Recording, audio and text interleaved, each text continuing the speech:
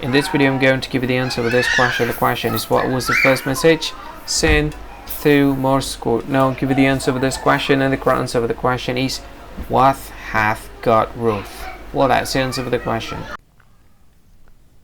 Hi, thank you so much for watching this video. If you find this video is very useful, you can help this channel to grow by subscribing this channel. Please this subscribe button and don't forget to like this video.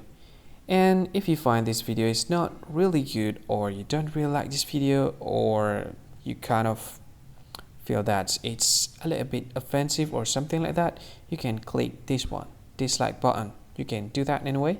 And if you want to share this video with your friend, you can share it by clicking this share button, and you can share it to any social media that you wish that is currently available at this time, like Facebook, Twitter, LinkedIn, and many others, right? And if you want to add this video to your playlist, you can click this one. You can watch this video later, and you can find more options by clicking these three dots. And yeah, don't forget to subscribe. I think that's all of it. Thank you so much for watching this video, and see you again in another video. Bye bye. See you again.